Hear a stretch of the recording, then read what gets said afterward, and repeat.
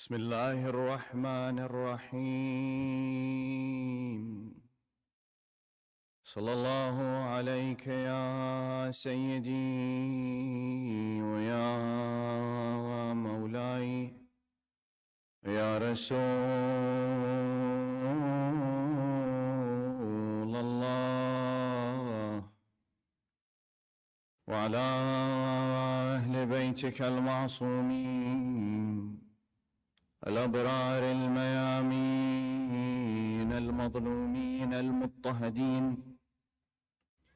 السلام عليك وعلى ولدك المظلوم أبي عبد الله الحسين، يا رحمة الله الواسعة ويا باب نجاة الأمة، يا غريب يا مظلوم يا عطشان كربلاء. ما خاب والله من تمسك بكم، أمن من لجأ والتجأ إليكم. يا ليتنا ويا ليتنا كنا معكم سادتي فنفوز والله فوزا عظيما. بسم الله الرحمن الرحيم.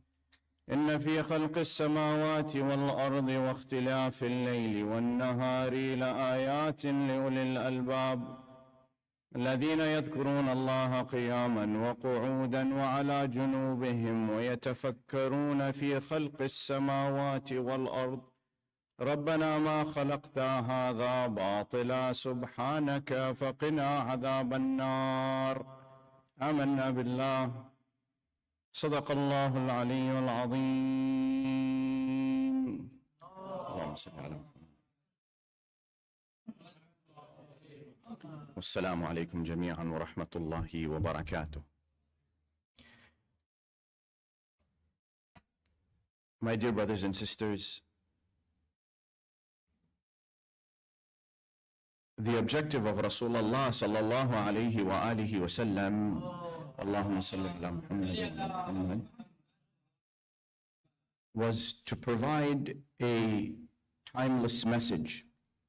And Islam is this: the utility of any system, any message, any code of life is only as good as its applicability from one moment to another. If you have a law that applies in one circumstance but does not apply in another circumstance, then that law is restricted. It's muqayyad. Whereas if you have a law that applies for everything, that is a universal law, so law of thermodynamics, different natural laws that exist in the system that Allah has created, these apply everywhere in the entire universe. And they apply 100 years ago, 1,000 years ago, they apply today, they will apply 200 years from now. Yes? That law has to apply to every insan, every human being of every different shape, size, background you can find. That's why when Allah provides a beacon, a model, He says it should be applicable to both the good circumstances and the bad circumstances. The circumstances in life that are easy, the circumstances in life that are difficult.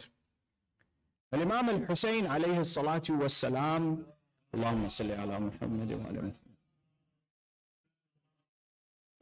He is that sign who shows you the spark of Allah will always be present, no matter how dark the world becomes.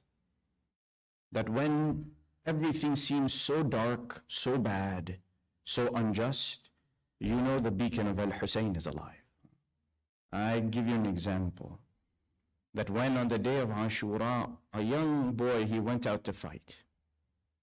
Some Rawi, they say his name was Aslam. Aslam was of Turkish origin, and he was a slave. He was a freed slave who had come and he stood by Imam Hussein. He went to fight. The Rawi, he says that after falling, he fell to the ground, he didn't die. They say Imam Hussein, alayhi salam, he rode out to him, and as soon as he saw him on the ground, lying there, Imam Hussein took his face, his cheek, and he placed it on the cheek of Aslam.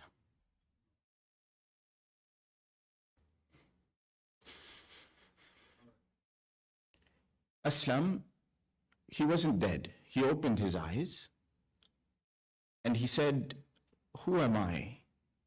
And who is the grandson of Rasulullah that he puts his cheek on my face?"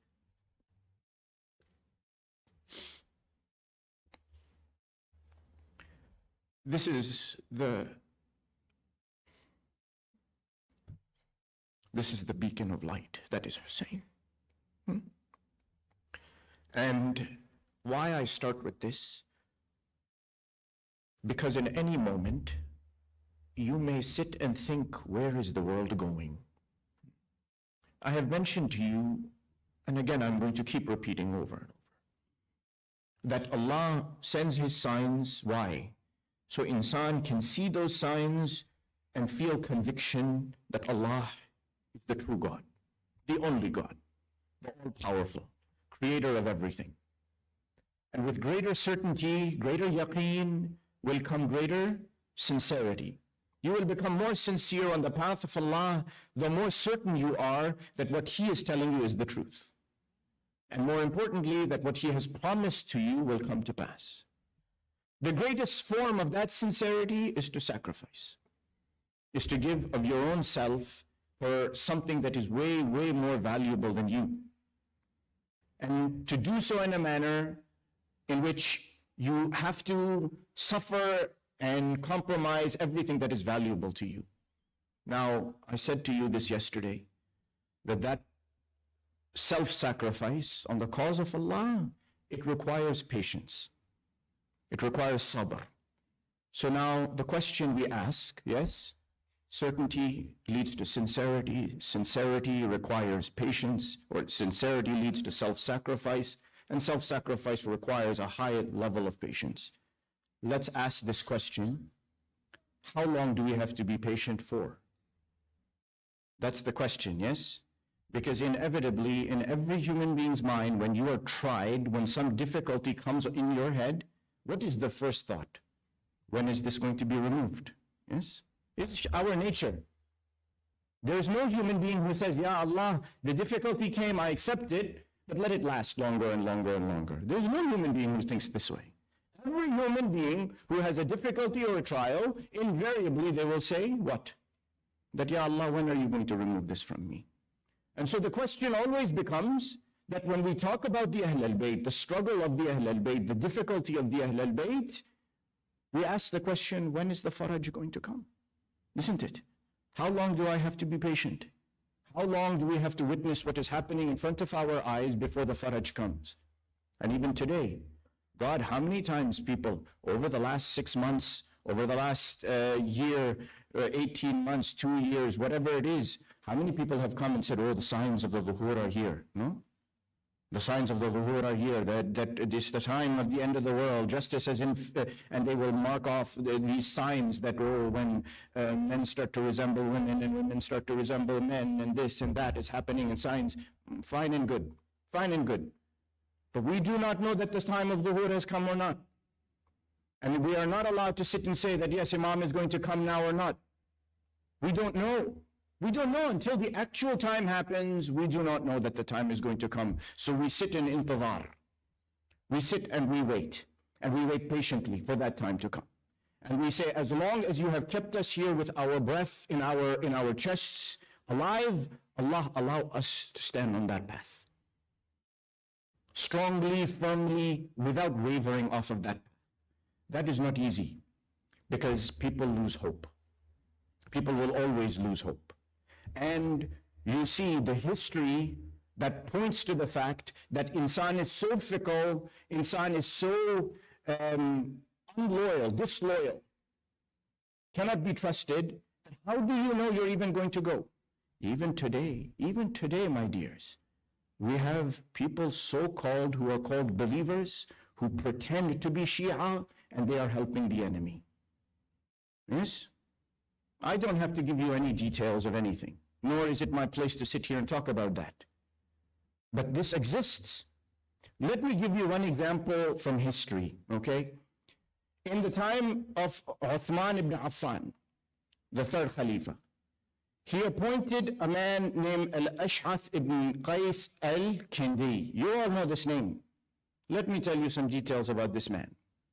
This man was appointed by the third Khalifa to be the governor of Azerbaijan. By then, Islam had spread into the lower steppes of Europe, into lower steppes of Asia. It had spread all over the place.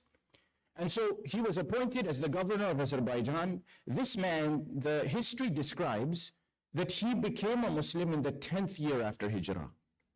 So merely months before the death of Rasulullah sallallahu alayhi wa alihi wa sallam. Allahumma salli ala Muhammad. Now, it's a strange thing if you look at the books of the Amma, our brothers and sisters, this man, Al-Ash'ath ibn Qais al-Kindi, he is considered one of the Sahaba. Why? He is a Sahabi. Because he was Muslim in the time of Rasulullah. Automatically you are categorized as that. You become a Sahabi. Doesn't matter what is inside of you. But now you tell me, as I tell you the information about this man, what you think of him. Yes? And the effects of an insan like this amongst the community of Muslims. So he is the governor of Azerbaijan. When the third Khalifa is assassinated, Imam Ali alayhi salatu was salam, he takes over. They ask him to become Khalifa. They insist he takes the role. The first thing he starts to do is starts to correct the world around him. There are lots of misappropriations. There's lots of injustices. The assassination of the third Khalifa happened why? Because of his practices. Because people were not satisfied with the way he was behaving, with what he was doing, with where he was allocating resources and placing people into government and into positions of authority. So now Imam Ali alayhi salam, he comes, he says, we're going to correct this. He sends a letter to Azerbaijan. He says, I want a full accounting of all the religious dues and everything you have collected, all of the wealth you have amassed in your time as the governor of Azerbaijan.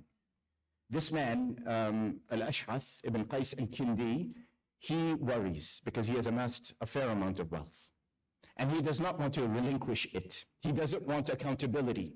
So he calls his council together, and it's reported, he says to them that, look, I am going to go over to the side of Muawiyah because Muawiyah will let me keep this wealth, whereas Ali ibn Abi Talib will make me give it back. So he is planning to do this. This is what the history states, that his plan is to go and to stay on the side of Muawiyah in order to keep his amassed wealth. Now, as he's planning to do this, some say that one of the emissaries of Al-Imam Ali alayhi salam comes and convinces him that this is the wrong action. Others say, no, it is his tribe, the people of Kinda, who come and they say, look, you're not doing the right thing here. This money has to be given back, relinquish it. Go back to Amir al-Mu'mineen Ali ibn Abi Talib, relinquish all of those things. So this is what this man is. In the end, he capitulates and he ends up giving forward whatever is requested of him. Now this man, he doesn't stop, okay? In the Battle of Siffin, the history says he's with Amir al-Mu'mineen. Now already, what is in your mind about a man like this? That he already had said he's going to join Muawiyah, but now he's standing with Amir al-Mu'mineen in the Battle of Siffin. There's a big question mark right there about the loyalties of an insan like this. He is there, you know what happens. Some fighting takes place, but then because Muawiyah comes with the Quran on top of the spears, the people come and they say, no, we don't want to fight. Amir al-Mu'mineen, he says, that is not the Quran. They have put pieces of paper up on the spear, meaning they are not living by the message of the Quran. They are not embodying the Quran. Don't be deceived. No, they put their swords down. We refuse to fight. So now what happens? They have to have arbitration. Imam Ali alayhi salam, he says, I will choose somebody. They will choose somebody from the side of Muawiyah. My choice is Abdullah ibn Abbas. Ibn Abbas is going to be my choice. He was a student of Imam Ali. He was smart. He couldn't be deceived. This man, Al-Ash'ath ibn Qais al-Kindi, he refuses to accept this choice. He is a man of stature. He was the head of his tribe. He had position. He had been there since the time of Rasulullah, whatever that capacity is. He says, no, instead we should install Abu Musa al-Ash'ari. You know Abu Musa al-Ash'ari. Abu Musa al-Ash'ari then he essentially refuses, people refuse, and because of this refusal and obstinacy, Abu Musa al-Ash'ari, he comes into the position of arbitration for Imam Ali. Now Imam Ali is not satisfied, but there is nothing he can do at this point. It's taken out of his hands. So Abu Musa al-Ash'ari, you know, he was inept. And I don't have to go into the details of this, but because of that ineptitude, what happens? You see the consequences of what results. And the Khawarij now come out, right? So I'm speeding through the history just to tell you about Al-Ash'ath ibn Qais al-Kindi. Now when the Khawarij come out, they fight against Imam Ali, is it not? After Siffin, the battle of Nahrawan takes place. They come to fight. Imam Ali, he calls his men. He says, look, we have to go meet these people. They're threatening us. They're going to attack. For the sake of the ummah, for the sake of unity of the ummah, we must. He goes, he tells everybody, start to prepare. He goes to Al-Ash'ath ibn Qais al-Kindi. Al-Ash'ath, he says, Ya Amir al-Mu'mineen, we are too tired from all the fighting. We are too tired. It has been too much for the Muslim ummah to deal with Muawiyah, all this fighting that has gone on. We are too exhausted. We do not want to support you in this battle, fighting against fellow Muslims. We don't. Look at the difficulty he causes, this man. And he refuses to support Amir al-Mu'mineen Ali ibn Abi Talib alayhi salatu wassalam. Salawat ala Muhammad. This figure, he persists. Now imagine you have men like this who are the head of tribes or have senior positions in tribes who are standing next to Ali ibn Abi Talib on the battlefield, arguing with him, disagreeing with him. Those who are there or who are weak of faith, who don't have strong faith, what are they going to think? That victory will never come like this. There's no chance of victory happening with men like this, with these sorts of circumstances where there is support and suddenly the support goes. There is someone standing with you to fight against the enemy, and now suddenly that's gone. This man, Al-Ash'ath ibn Qais al-Kindi, he doesn't just stop there. He keeps going, okay? The Rawi, he says, there are some reports, and there are some suggestions that the reports have come from Al-Imam al-Sadiq alayhi salatu wassalam. Allahumma salli ala Muhammad wa ala. That say what? That this man, Al-Ash'ath, that in the month of Ramadan, in the 39th year after Hijrah, there was somebody staying in his house. Do you know who that was? Abd al-Rahman ibn Muljim. 1 month he stayed in his house. 1 month he stayed in the house of Al-Ash'ath ibn Qais. Now tell me, someone stays in your house for 1 month, you don't know what they're doing? Maybe one day they come and go, 2 days they come and go, you don't know what they're doing. But he stays 1 month in your house, you don't know what he's doing? I find that hard to believe. So they say that he was involved, he knew, at least he knew. He knew what Ibn Muljim la'natullahi alayh was going to do. Not only that, you want evidence for what his motivation was? Ask about his children. Ask about his children. First ask about his daughter. Ju'da bint al-Ash'ath. What did she do? She poisoned Imam Hassan. Did she not? Ju'da bint al-Ash'ath, she put poison in the yogurt, killed Imam Hassan, martyred him. His other son, his name was Muhammad ibn al-Ash'ath. Muhammad ibn al-Ash'ath, ask where he was in Kufa in the time of Hani ibn Urwa. Hani ibn Urwa, he comes, is standing up against Ubaydullah ibn Ziyad. Who helps Ubaydullah ibn Ziyad kill Hani ibn Urwa? Muhammad ibn al-Ash'ath ibn Qais, the son. Not only that, he has another son, his name is Qais ibn al-Ash'ath ibn Qais, the name of the grandfather. Where was this son? This son was one of the men who had written a letter to Imam Hussein that come to Kufa, we will support you. But on the day of Ashura, he is standing on the side of Umar ibn Sa'ad. Look at the legacy of these people. Are they Shia? And this is why the Sunnah, they will come, the Ahl Sunnah will say, you Shia are the ones who killed Imam Hussein. What are you talking about? And indeed, if you're looking at it from the outside, it seems like, indeed, these were Shia who were with Imam Ali in Siffin, who were standing by Imam Ali in Kufa, who could have been part of Shartatul Khamis. They could have been these same people. But in reality, were they? They're not. They're not. We refuse wholeheartedly that they are Shia, that they have any semblance of what is a Shia of Ali ibn Abi Talib alayhi salatu wassalam. We don't accept this, salawat ala Muhammad wa alayhi. So now imagine the state of those people who are joining Imam Hussein, leaving Imam Hussein, joining Imam Hussein, leaving Imam Hussein. The ones who leave, why might they leave? Because they will say there is no chance of victory here. And today we don't see this tendency in people. That, Ya Allah, look at the oppression and the suffering and the tyranny that exists. People are suffering, children are being killed, maimed and killed. And it is not just those children, it is generations. My dear, just study epigenetics. Look at epigenetics. I'm a scientist, so I'm telling you what epigenetics represents to us, that it's not just this generation, what this generation is going to pass on to their next generation and the generation after that, after the generation after that. Look at the studies done after World War II.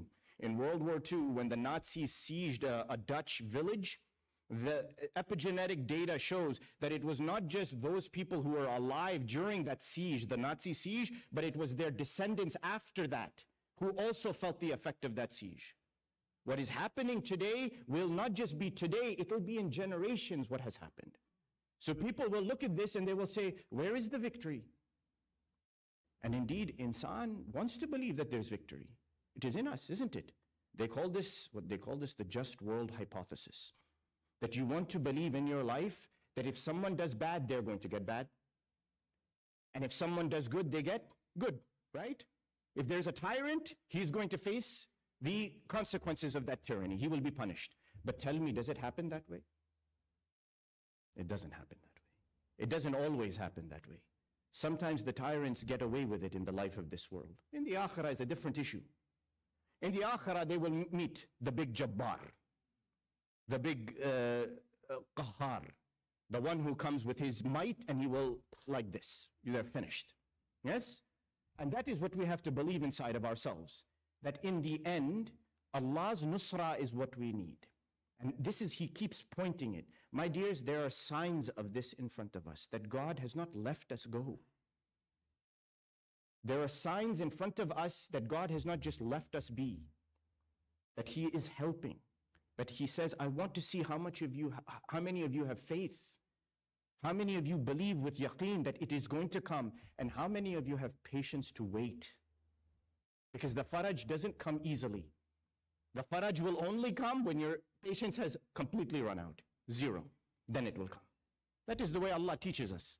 It is the way that Allah cultures us and gives us strength inside of ourselves. And that's why the Holy Quran, it says, إِن يَنصُرْكُمُ اللَّهُ فَلَا غَالِبَ لَكُمْ وَإِن يَخْذُلْكُمْ فَمَنْ ذَا الَّذِي يَنصُرُكُمْ مِنْ بَعْدِهِ.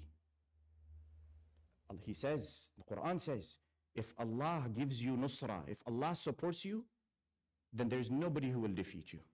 فَلَا غَالِبَ لَكُمْ. Nobody will be able to defeat you. But if Allah leaves you be, then who's going to help you?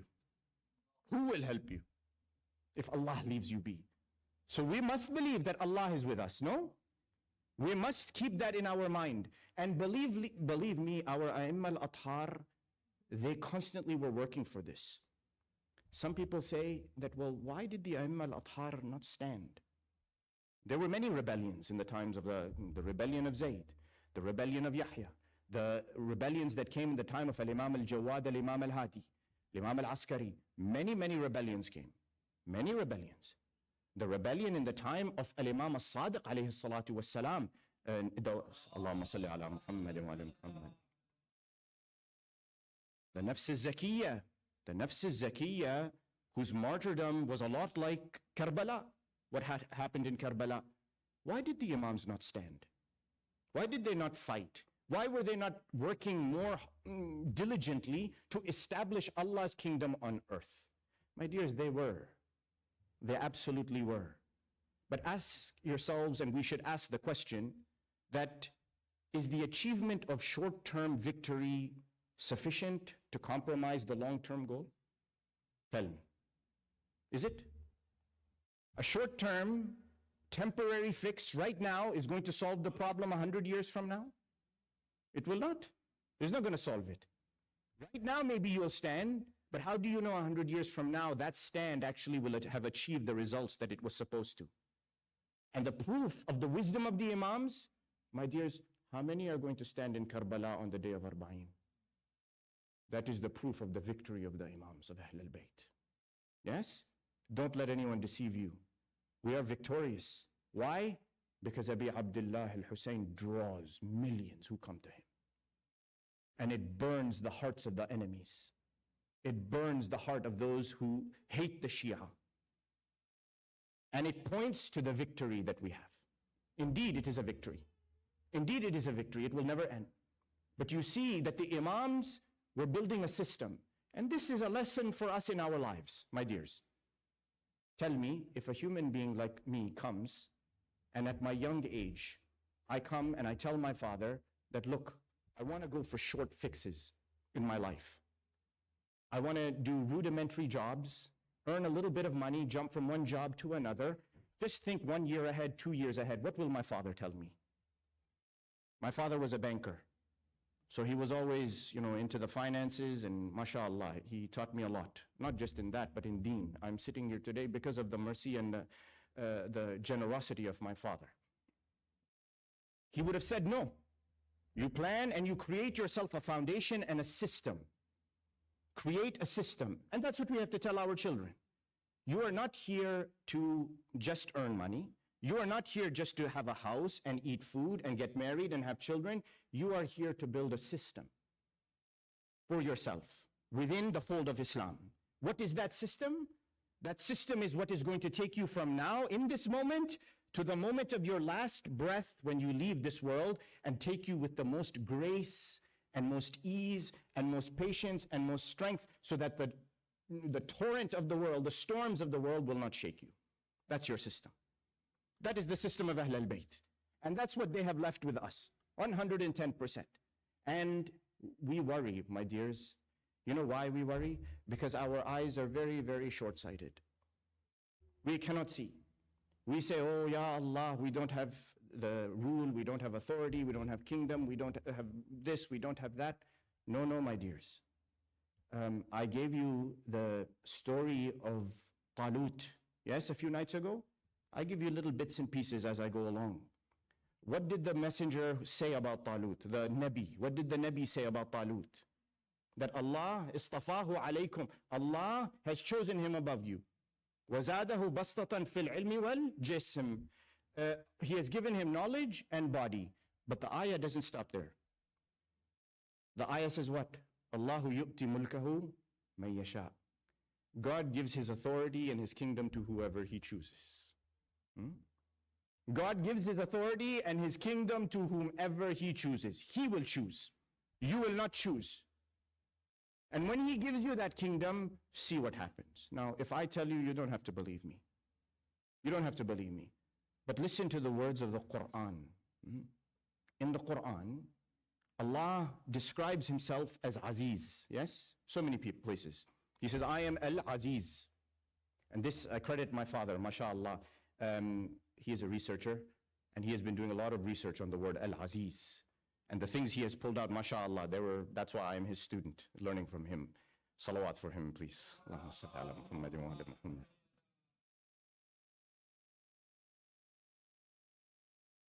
The verse of the Quran, what does it say?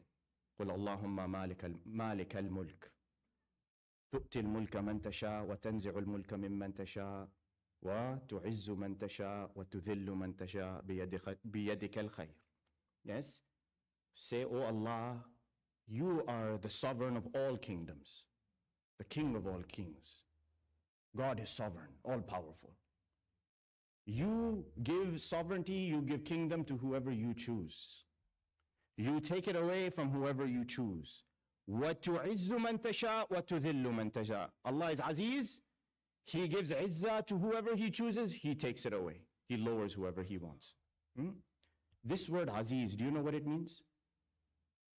This word Aziz, in English, if you translate it, it means mighty. Someone who is mighty. But in Arabic, when you describe, not translation, describe the word, it means salaba.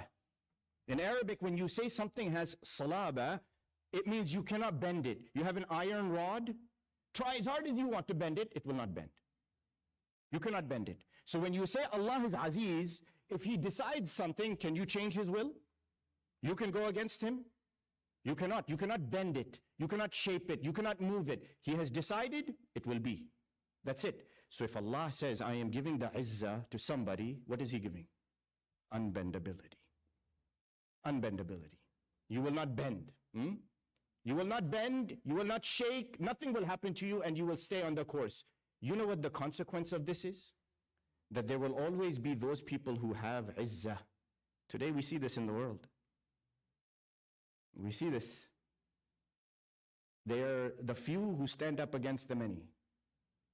They are the ones who people call them weak, but they are more mighty than anybody else. No?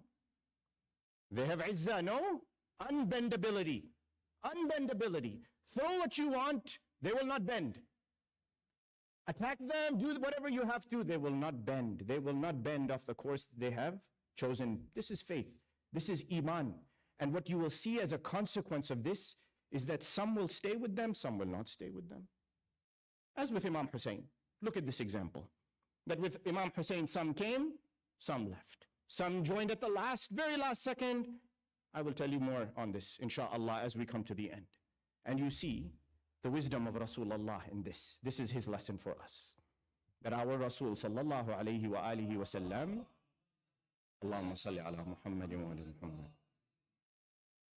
I mentioned to you already, yes, that at Hudaybiyah, what does the ayah say? هو الذي أنزل السكينة في قلوب المؤمنين ليزدادوا إيمانا. Allah is the one who sends the sakina, serenity, tranquility into the hearts of the believers so they can increase in iman. This comes down at the time of Hudaybiyah. Now, in the time of Hudaybiyah, I already mentioned to you, it became very clear who is on the side of Rasulullah, who is not. Who is going to stand for the long-range goals and who will not. And this is the lesson of Rasulullah sallallahu alayhi wa alihi wa sallam. That focus. You want a strategy, this is Rasulullah's strategy.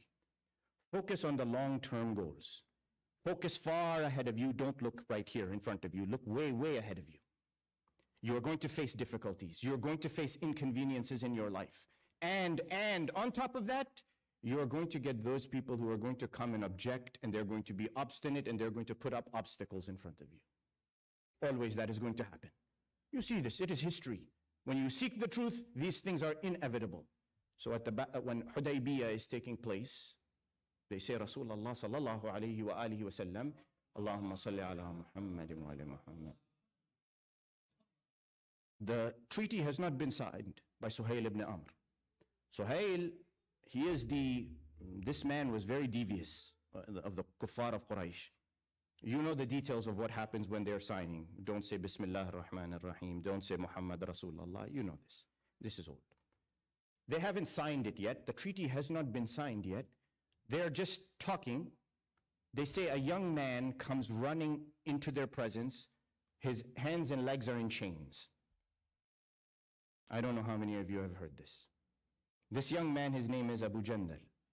His hands and legs are chained as if he was a prisoner. And he's rushing. He comes to Rasulullah. He says, Ya Rasulullah, I am one of your Muslims. Take me with you. Take me with you. I have escaped the kuffar of Quraysh. They had held me prisoner. I have escaped. Come and take me please with you. Please take me with you. Abu Jandal is the son of Suhail. He is the son of Suhail. The history says Suhail sees his son, come run. He slaps him across the face. He strikes him. He hits him. He strikes him. He calls the men, some of his men. He says, take him away from here. Take him away from here. Abu Jandal, he is weeping and crying, begging Rasulullah, please, Ya Rasulullah, take me with you, take me with you, take me with you. Rasulullah goes to Suhail ibn Amr. He says to him, give him, he is a Muslim. He is a Muslim. Release him. What is it to you? Release him. Take him out of his chains. Let him go. What is it to you? Suhail ibn Amr, he says, no, that is not what we agreed upon. We agreed that if any of the kuffar or any of our Qurayshi people become Muslim, you have to return them. Rasulullah, he says, we have not signed the treaty yet. The treaty has not been signed. Not yet. We were only discussing the details. The treaty has not been signed. Hand him over. Hand him over. Suhail ibn Amr, he says, no, I will not hand him over. And he becomes obstinate. Now, what is the problem that's going to happen? Is that if they don't agree, the treaty won't get signed. Yes? They will continue to argue. Somebody has to be wise here. There's no question who is the wise one. Who is God's chosen? Who is the Rasul? Who sees beyond the layers and layers and layers of reality? Who sees all of that? So they say instead, two men who are of the kuffar of Quraysh, they see that Suhail ibn Amr has become really obstinate. He's making it difficult, that the treaty is about to fall apart. It's not going to get signed. They go to him, they say, look, take it easy. We have to figure out a way to solve this. They said, allow him to sit with Muhammad. Allow your son Abu Jandal to go sit with Muhammad and talk to him. They do. Rasulullah, it's reported, he goes. He says to Abu Jandal, he says, may Allah give you patience. Look. He says, may Allah give you patience. He said, it was our hope that your father will look on you, and out of love and affection, he will let you go. But that has not happened. So we trust in the Almighty Allah that He will give His relief eventually. You must be patient. Go back. Rasulullah, he signs the treaty, they take Abu Jandal back. He is not released. He is kept as a prisoner. Imagine that moment. Now, we are here looking 1400 years later, no? Imagine you're there watching this scene. A prisoner comes with chains on their legs, begging Rasulullah to free. Treaty has not been signed yet Rasulullah sends them back. What are those people going to think? They're going to think, this Muhammad, he doesn't know what he's doing. He's lost. He's, wal-ayadu billah, is not making sense, right? You're going to think this. You're going to think, where is the victory in this? Where is the success in this? We're literally handing over our prisoners back to them when we don't need to do that. We have power, we have enough numbers that we can keep those men. Instead, what happens? Rasulullah sends Abu Jandal back, and eventually Abu Jandal and the other prisoners who were taken with him back to Mecca, they free themselves, they escape, and they cause more havoc for the kuffar, that the kuffar say, we don't want you. They release them themselves. In the meantime, what does Rasul do? Look how smart he is. Our Rasul was brilliant. He was brilliant. He said, the kuffar of Quraysh, they're going to behave this way. We're going to stop them on the way up to Syria. The road that leads up to Syria, we will stop them. We will not allow them to go in through there unless they pass through us. We will not allow them to have easy access. Why? Because they are trading in things that we don't accept, and because there are weapons and things going back and forth, we will not allow that to happen. It's our safety. Yes? So what happens? They say that there's a man, his name is Thumama. I'm going very long on the history tonight. Bear with me. I have a point to get to. Thumama is from the tribe of Yamama. Yamama is a tribe that today is basically Riyadh, where they were located. It's in Hijaz, it's where Riyadh is today. He's part of the tribe of Yamama. He gets caught. He gets caught in, as a prisoner of war in the Battle of Ahzab. The Muslims capture him. He is brought as a prisoner of war to Medina. They say Rasulullah sits with him. This man, he becomes a Muslim. He becomes a Muslim. While a prisoner of war, Rasulullah releases him. This man goes back to Mecca. He goes back to Mecca and he tells the people of Quraysh, they're expecting him because he brings grains, he brings a lot of things that they need in the trade. He comes to Mecca bringing all of these the grains and the things that he is bringing into Mecca. The people of Quraysh, they're waiting. The grains are coming with this man Thumama. He's bringing all the stuff that they've been waiting for. Finally, he has arrived. He says, I will not give it to you. He says, I will not give it to you. He says, unless and until you accept Muhammad, I will not open it to you. Until Muhammad agrees to lift the siege and allow it to come through, I will not give it to you. Look at this. Look how Rasulullah, their noses were here, he brought their noses down. But if he had acted in the beginning, maybe the result wouldn't have been the same. Yes? Today, my dears, same thing. We think we are being smashed. We think that there's all of this oppression and tyranny. Indeed, there is. But Allah allows the truth and eventually the truth to come and suppress the batil. Yes? And I already said this to you about the magicians, how they did this. فَوَقَعَ الْحَقِّ وَبَطَلَ مَا كَانُوا يَعْمَلُونَ. Haqq came and fell right on them. And all the batil they were doing was destroyed. So all of these people who are there, sitting and watching these, they are making statements like, if I ever had a doubt that Muhammad was a prophet, it was on this day. وَالْعِيَاذُ. They doubted in the nubuwwah of Rasulullah sallallahu alayhi wa alihi wa sallam. Allahumma salli. My dears, let's stop here before we go to the musibah. Why the doubt? If I have seen the sign of God in front of my eye, clear as day, will I doubt? I will not doubt. I would not doubt. That is the power of the sign. The sign of Allah, when truly you believe in it, it removes all the doubt from you. That doubt, it exists in many different forms. And it is what causes us to waver. It's what causes us to lose hope that the victory is not going to come to us. And this is what we have to overcome. The muhaddithin, they say there are 4 types of doubt. Please pay attention to these. 1, at-tamari.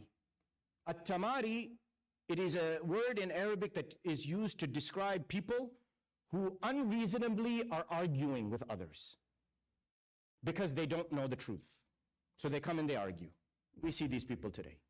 They don't know the truth, so they come and they argue. Number 2, al-hawl. Hawl, it means that I am fearful, so I turn around and go the opposite direction. Something in front of me is scaring me, so I turn and go back the other way. There was only one sword that stood in Rasulullah, in front of Rasulullah to defend the Risala. That is Dhul Faqar. If I tell you about Uhud, the details of Uhud, you will say, indeed, la fata illa Ali wa la sayfa illa Dhul Faqar. Yes? Ya Ali. Why? Because the others ran so far away, it took them 2 days to come back to Medina after Uhud. You know this. There is no comparison between Ali ibn Abi Talib and them. No comparison. And that's why the hawl, when you have fear, you fear why? Because you have doubt in the outcome. You don't know whether you're going to win. You don't know whether victory is for you. You don't know what lies in front of you, so you are afraid, you go back the other way. The 3rd type of doubt, or the condition of doubt, is called a taraddud. Taraddud means you waver. You have shaky feet. You're there, you believe a little bit, but you're not strong enough in your belief that you start to shake. My dears, these are the qualities we want to remove from our children. We want to remove from ourselves and from our children. We want them to believe with firmness, strength. We want them to know that whatever is in front is meant to be. That's why we teach our children that the world is not always a beautiful, happy, fantastical place in which we're going to live. It is a difficult place, a hard place. And that the quicker they see it, the quicker they see what is happening in the world with young children losing their limbs, lives being changed for generations, the better it will be for their iman. So taraddud. And finally, al-istislam, surrender. The 4th type of quality to doubt is the fact that you give yourself up. You have no strength to withstand difficulty and loss and pain and suffering, that you give in and you give up yourself. You surrender yourself. My dears, you have to have vision to be able to see that victory. You have to have depth of belief. You have to have certainty that the path you are on is the path of haqq. And that eventually it will come. Maybe not in your life, maybe not in your life, but it will come. That's why even they say old man came to Abi Abdullah Ja'far ibn Muhammad as-Sadiq alayhim as-salam. Allahumma salli. He was an old man. He came, he says salam to our Imam responds, and the old man begins to cry, weep. Imam Sadiq sits him next to him. He says, Ya Shaykh, what has bothered you? What has caused you pain? The old man, he says, seeing you, Yabna Rasulillah, we are of your Shia, seeing how you've been oppressed, that we wish for the day that your success is going to come, that you're going to be recognized and placed in the position Allah has given to you. We are waiting for that day. Will that day come? Imam Sadiq alayhi salam, it's reported, he says, Ya Shaykh, he says, if that day comes, you will be standing with us. You will be standing with us. He says, however, if you die before that day comes, then on the day of judgment you will be raised in our group. You will be with us. Don't worry. Don't worry. Maybe that victory is not for us to see in our lifetime. But we know that we will be raised with Muhammad wa ali Muhammad alayhim as-salatu was-salam. Yes? Allahumma salli ala Muhammadin wa ali Muhammad. And it is difficult to swallow this reality. Very difficult. Because what you see in front of you shapes inside. You see what is happening and you feel, Ya Allah, where is the justice? Where is the one who will restore justice and hold people to accountability? It is so difficult. And that's why it's not meant for everybody, my dears. Let me give you an example. I told you, right, that some joined and some left. Some came and some went away. They say there was a man who had joined Imam Hussein alayhi salatu wassalam. Allahumma salli ala Muhammadin wa ali Muhammad. His name was Ibn Abdullah. Ibn Abdullah, his first name is blanking on me right now. He comes to Imam Hussein and he says, Yabna Rasulillah, I'm joining you. This is from the Arbab al-Maqatil, it's in the history. He comes, he says, I'm going to join you. I want to be with you, standing with you when the battle begins. He says, however, I'm telling you now, I reserve the right to leave if I want to. Yeah. He says this, I reserve the right to leave. When the Battle of Karbala, these people were there. I am telling you they were there. We talk about the great champions. There were great champions. Tonight is about those great champions. But there were men like this man, Ibn Abdullah, who he says, I reserve the right to leave even when the Battle of Karbala begins, when the day of Ashura commences and the fighting starts. He takes a horse and he goes and he ties it a little further away as an escape. That's his escape getaway horse. Yes, yes, I am not making up this story. When the first wave of attacking happens, the first wave of fighting starts, he was in the army of Imam Hussein fighting. He was there fighting. When he saw the rain of arrows that came down, one after the other, one after the other, one after the other, the companions start to fall, start to fall, start to fall. He goes to Imam Hussein and he says, I will not stay with you.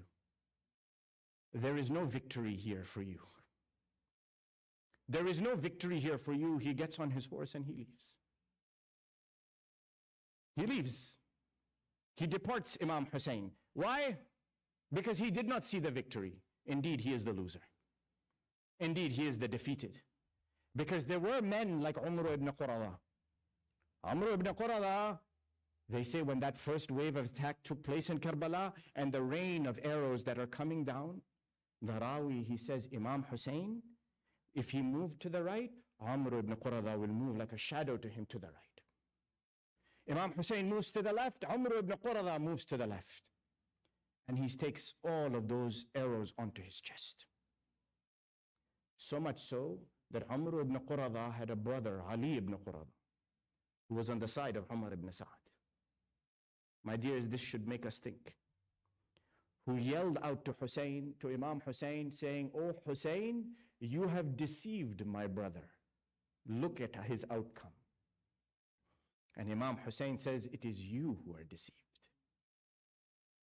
Amr ibn Qurada, when he falls, Imam Hussein comes to him, he's breathing his last breaths. He says, "Yabna Rasulillah, have I fulfilled my vow to you?"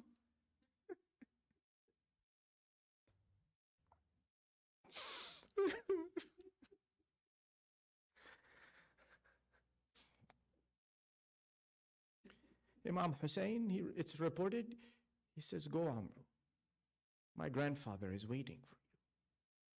My father, Ali ibn Abi Talib, is waiting for you."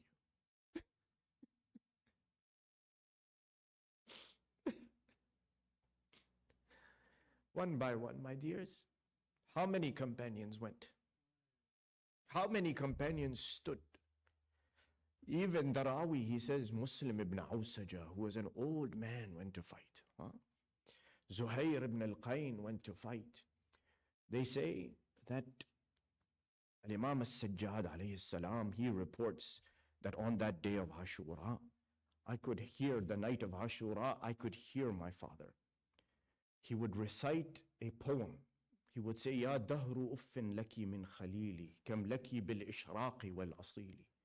من صاحب أو طالب قتيل والدهر لا يقنع بالبديل إنما الأمر إلى الجليل وكل حي سالك سبيلي. He says, O time, you are the worst of friends. You come after everyone, whether it is the friend and the companion who die. When the time comes for someone to go, someone cannot replace them. They must. And the command is in the hand of Allah. The command is in the hand of the one who decides everyone's fate. Every single living person is following in our footsteps. Everyone is going the same direction. Al-Imam al-Sajjad, he says, when I heard this, it broke my heart. But he says, one other person was listening to Abi Abdullah al-Hussein saying these things. He says, when my Amma Zainab, لما سمعت ذلك عمتي زينب قالت وثكلا ومصيبتا وحسينا يا ليت الموت أعدمني الحياة. My aunt Zainab, when she heard these words of my father, she said, وثكلا. May Allah's condolences be for us. ومصيبتا. اليوم ماتت أمي فاطمة. اليوم مات أبي علي. It's like today is the day my mother Fatima has died. It is like today my father Ali has died. These companions who all came, like Zuhair ibn al-Qayn, all of them, Burayr, every single one who stood with Imam Hussein, what did he say to them? He says, I release you.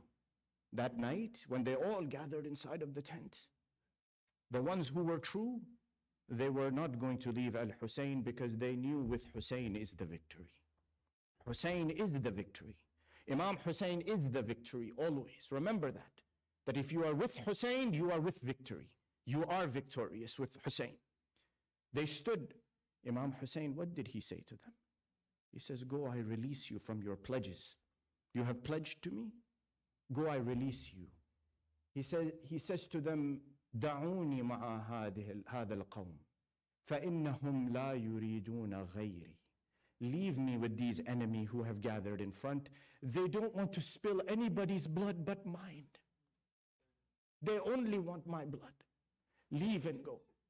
And Zuhair ibn al-Qayn gets up, and one other gets up, and they say, Yabna Rasulillah, if they kill us and bring us back to life, and burn us and bring us back to life, and saw us with their swords and bring us back to life, we will never leave you, Ya Aba Abdullah. And we say the same thing with our hearts, that Labbayka Ya Hussein, we will never leave Al-Hussein. We will never leave the path of Al-Hussein. One by one they go on that day of Ashura.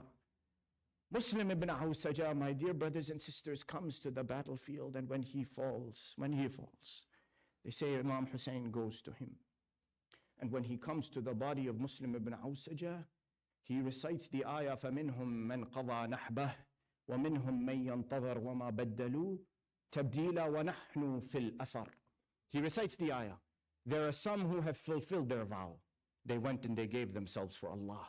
There are some who are waiting, and they have remained on the path. They will not be deterred. They will not waver from this path. And he says, وَنَحْنُ فِي الْأَثَرِ. We are following behind them. We are following behind them. They say that there was one other person with Imam Hussein who didn't leave the side of Al-Hussein.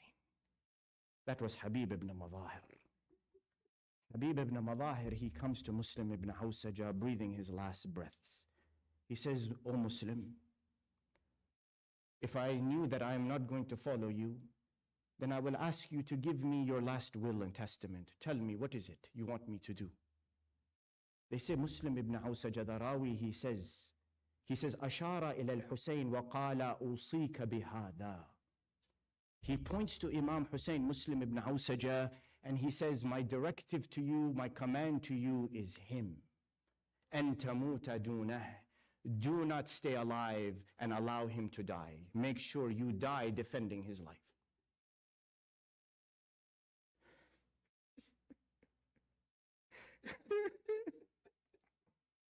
This Habib ibn Madahir, What can I tell you?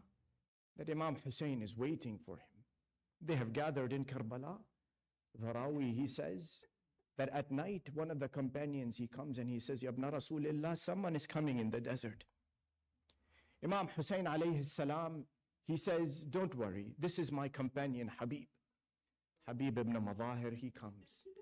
He gives salam to Imam Hussein. He says to him, Mawlaya ya Aba Abdullah ibn Rasulillah. Pardon me that I was so late in getting to you. He says, Ya ibn Rasulillah, can I go to the tents and say salam to the daughters of Rasulullah?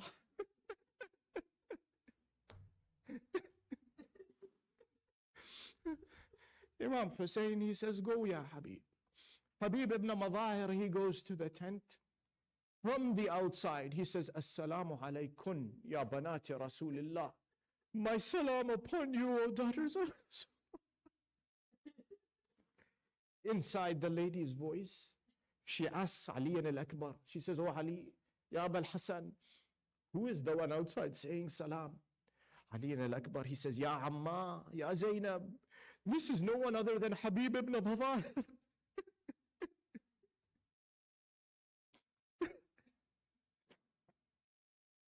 She says, Oh Ali, tell Habib, tell the companion of our brother, our salam is upon him. They say, Habib ibn Madahir, he weeps and he cries because he knows what is coming. Habib ibn Madahir takes permission from Al-Imam Al-Hussein. Rawi, he says he goes to the battlefield, fighting the enemy soldiers one by one, attacking them on the right and attacking on the left, fighting against them. They say that Al-Imam Abi Abdullah Al-Hussein was watching the battle of Habib ibn Madahir. Habib ibn Madahir was struck, finally falling down. The Rawi, he says, upon hitting the ground, the enemy soldier approaches him and strikes him until he begins to bleed. Another enemy soldier raises his sword, فَضَرَبَهُ عَلَى عُنُقِهِ. He struck him on the neck, severing the head of Habib ibn Madahir. Inna lillahi wa inna ilayhi raji'un. The Rawi, he describes that the events of Ashura finish. The enemy soldiers loot the tents, parade the bodies, but one enemy soldier, he takes the head of Habib ibn Madahir and ties it with a rope. Ties the rope to his horse, and now the convoy makes its way to Kufa, dragging the head of Habib ibn Madahir in the sands of the desert. They say as the soldiers are coming into Kufa, the children of Kufa, they see the soldiers coming. They're all afraid. They start to run towards their homes, running and scurrying in different directions. And even the soldier with the head of Habib being pulled in the sand enters into Kufa. He notices that when all the children ran to their homes, one boy kept following behind him, kept looking at the head being pulled in the sand, kept staring at the head. The soldier, he stops his horse, turns around, and he looks at him. He says, Ya bunay ma laka. What is happening? Why are you staring at the head? The young boy, he says, La shay, nothing, there is nothing. And he keeps looking at the head. His eyes are focused on that head. The soldier, he turns, he says, No, my son, my child, tell me, why are you looking at this head? Finally, the young boy, he lifts his head. He says, انظروا إلى هذا الرأس لأنه رأس والدي حبيب ابن مضاهر. I am looking at this head because it is the head of my father Habib ibn Madahir. أفتعطني لكي أدفنه. Will you not give it to me so I can bury them?